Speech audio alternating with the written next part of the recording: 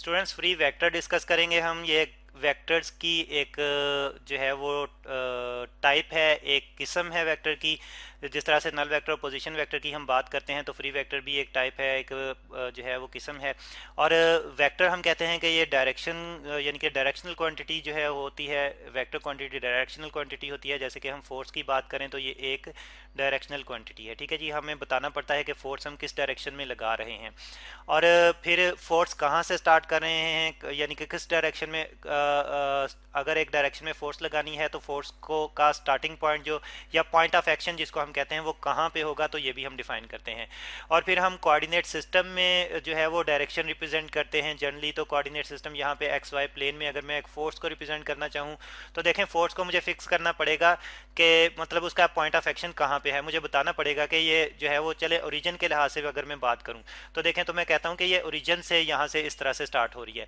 अच्छा, अगर यहाँ पे मैं एक ऑब्जेक्ट जो है वो रिप्रेजेंट कर देता हूँ कि ये फोर्स जो है एक ऑब्जेक्ट पे लग रही है, एक खास एंगल पे, खास डायरेक्शन में लग रही है। ठीक है जी, तो यहाँ पे यानी कि ये मेरे पास ऑब्जेक्ट है, ये कोई भी एक ब्लॉक है। ठीक है, इस पे मैं फोर्स लगा रहा हूँ। ठीक है, इस डायरेक्शन में फोर्स लगा रहा हूँ। तो देखें पॉइंट ऑफ एक्शन जो है मैंने यहाँ पे रखा है। ठीक है, यहाँ पे मैंने पॉइंट ऑफ एक्शन रखा है। तो यहाँ से मैं जो है वो डिफाइन करूँगा, यहाँ से डिफाइन करूँगा कि ये मेरे पास फोर्स जो है वो यहाँ पे लग रही है। ठीक है, तो मैं ऐसा नहीं कर सकता कि मतलब इसे इसी फोर्स को उठाकर यहाँ पे शिफ्ट नहीं कर सकता। ठीक है, मुझे सिर्फ बताना पड़ेगा कि यहाँ पे मैंने फोर्स लगाई है। ठीक है, अगर यहाँ पे एक मैं फोर्स जो है वो बना दूं कि ये फोर्स है तो ये एक मुख्तलिफ किस्म की फोर्स होगी। ठीक है, तो इस तरह से फोर्स को यहाँ पे मैंने फिक्स किया है, यानी कि उसका पॉइंट ऑफ एक्शन जो है मैं वेल डिफाइंड है।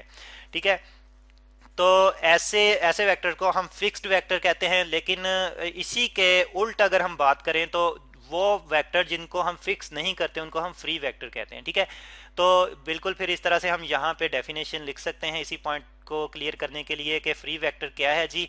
तो फ्री वेक्टर जो है जिसका हम इनिशियल पॉइंट जो है, जिसका पॉइंट ऑफ एक्शन जो है वो हम डिफाइन ना करें, यानी कि फिक्स ना करें। ठीक है जी, इनिशियल यहाँ पे लिख लेते हैं इनिशियल पॉइंट या इनिशियल पॉइंट को हम टेल भी कहते हैं। ठीक है जी, वेक्टर की जो टेल होती है ग्राफिकल रिप्रेजेंटेशन में इनिशियल पॉइंट होता है। तो इज़ नॉट फिक्स्ड। ठीक है, इज़ नॉट फिक्स्ड, तो इस किस्म के वेक्टर को हम फ्री वेक्टर कहते हैं। ठीक है, यानी कि हम इसको इस तरह से भी कह सकते हैं, दूसरे वर्ड्स में हम ये भी कह सकते हैं कि नॉन लोकलाइज्ड वेक्टर होता है। ठीक है, नॉन लोकलाइज्ड वेक्टर होता है, कहीं पे भी जो है वो हम इसको रिप्रेजेंट कर सकते हैं अपने कोऑर्डिनेट सिस्टम में। ठीक है, और अगर हम कोऑर्डिनेट सिस्टम की बजाय जियोग्राफिकली अगर हम बात करें, ठीक है जी, जैसे कि हम नॉर्थ वेस्ट ईस्ट साउथ वगैरह से जो है वो रिप्रेजेंट करते हैं डायरेक्शन को, तो फिर उसमें हम जो है वो कहीं पे भी रिप्रेजेंट कर सकते हैं एक वेक्टर को, तो वो नॉन लोकलाइज्ड वेक्टर होगा और उसको हम फ्री वेक्टर कहेंगे। ठीक है, अब नॉर्थ ईस्ट साउथ के मुताबिक अगर हम बात करें तो देखें कि ये हमारे पास जो है वो हम चलें यहाँ पे डायरेक्शंस जो है वो रिप्रेजेंट करते हैं, फिर उसके मुताबिक बात करते हैं फ्री वेक्टर की। ठीक है जी, तो अब एक हमारे पास यहाँ पे कैसे हम रिप्रेजेंट करेंगे कि यहाँ पे एक फ्री वेक्टर है। ठीक है, तो यानी कि जोग्राफिकली जो है वो हम कैसे बात करेंगे। तो देखें अगर हम सिर्फ नॉर्थ ईस्ट की बात करें कि एक ऑब्जेक्ट जो है वो मूव कर रहा है नॉर्थ ईस्ट में, यानी कि इस डायरेक्शन में जा रहा है, तो हमें फिक्स करने की ज़रूरत नहीं है कि वो बिल्कुल यहाँ से उसका स्टार्टिंग पॉइंट है, या वो यहाँ से जो है वो इस तरफ जा रहा है, या फिर वो यहाँ से इस तरफ जा रहा है। देखें हम कहीं पे भी जो है वो एक वेक्टर ले लें जो कि नॉर्थ ईस्ट डायरेक्शन को रिप्रेजेंट कर रहा हो, तो ये वेक्टर एक फ्री वेक्टर है। ठीक है जी, ये वेक्टर एक फ्री वेक्टर है। तो यानी कि हमने फिक्स नहीं किया उसके इनिशियल पॉइंट को, उसको इनिशियल पोजीशन को फिक्स नहीं किया। ठीक है, तो ये है एक फ्री वेक्टर के जो कि नॉन लोकलाइज्ड होता है। और मोस्टली स्टूडेंट्स ये हम ज्योग्राफिकली जो हम डिफाइन करते हैं डायरेक्शन को, तो वो एक फ्री वेक्टर ही वहाँ पे हम यूज़ करते हैं। तो लेकिन अगर इसी चीज़ को हम जो है वो थ्री कोऑर्डिनेट सिस्टम, सॉरी पहले हम कार्टेशियन कोऑर्डिनेट सिस्टम में टू कोऑर्डिनेट सिस्टम की बात करेंगे, एक्स वाई कोऑर्डिनेट सिस्टम की, तो उसमें अगर हम रिप्रेजेंट करना चाहें किसी भी एक वेक्टर को, चलें हम कह लेते हैं कि हमारे पास एक बॉडी है।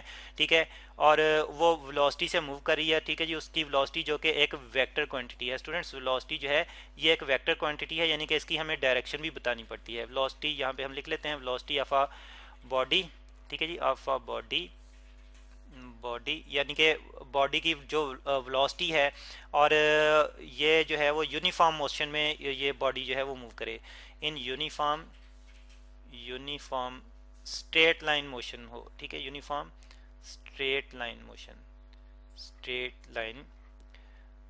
तो यानी कि ये कंडीशन जो है वो होनी चाहिए अगर हम वेलोसिटी को फ्री वेक्टर के तौर पर रिप्रेजेंट करने जा रहे हैं, तो बॉडी जो है वो यूनिफॉर्म स्ट्रेट लाइन मोशन उसकी होनी चाहिए, तब हम उसकी जो वेलोसिटी है उसको फ्री वेक्टर से रिप्रेजेंट कर सकते हैं, ठीक है। तो ये एक एग्जांपल है एक फ्री वेक्टर की, ठीक है, velocity of a body in uniform straight line motion, ठीक है।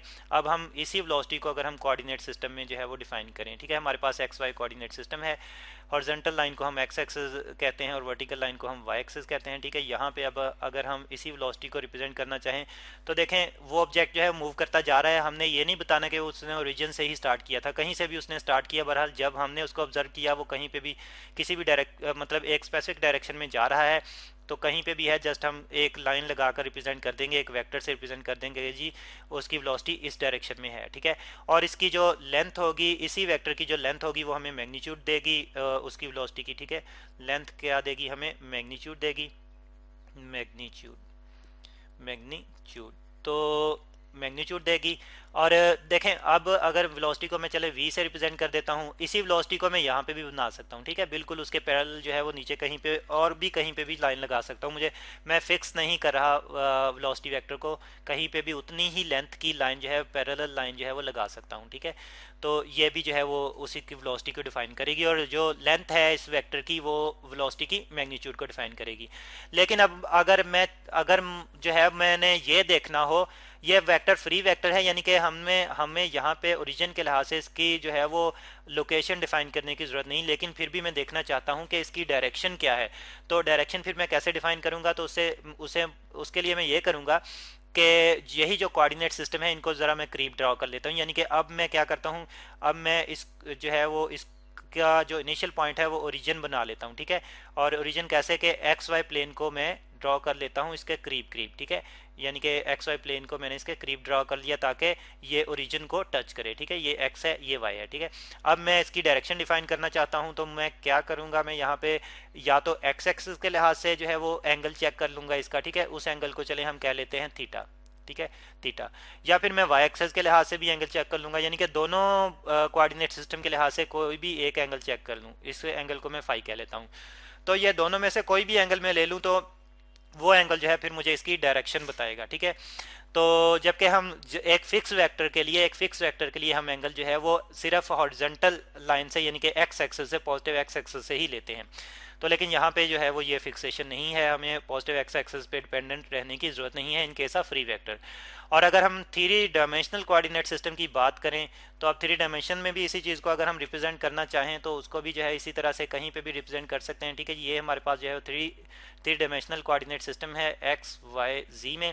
अब इसी तरह से वेलोसिटी है किसी भी ऑब्जेक्ट की, उसको हम रिप्रेजेंट करना जा रहे हैं इसी 3 डायमेंशनल कोऑर्डिनेट सिस्टम में हम रिप्रेजेंट करने जा रहे हैं, ठीक है।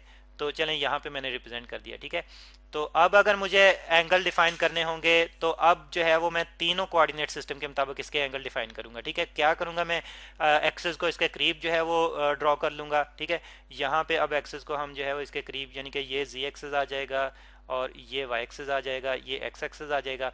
तो अब जो है वो इन्हीं एक्सिस के मुताबिक जो है यहाँ पे मैं एंगल जो है चेक कर लूँगा, ये वाला एंगल जो है मेरे पास अल्फ़ा आएगा, ठीक है। और वाई के लिहाज से ये वाला एंगल जो है यहाँ पे ये कोऑर्डिनेट वाई है, ये वाला एंगल जो है मेरे पास बीटा आएगा, ठीक है। और फिर जी के लिहाज से ये जी एक्सिस है, इसके लिहाज से जो एंगल मेरे पास आएगा ये इसको मैं गेमा कह दूंगा, ठीक है। तो इन तीनों एंगल में से कोई भी एंगल मैं यूज़ करते हुए 3 डायमेंशनल कोऑर्डिनेट सिस्टम में इस फ्री वेक्टर वेलोसिटी को मैं जो है उसकी डायरेक्शन चेक कर सकता हूँ।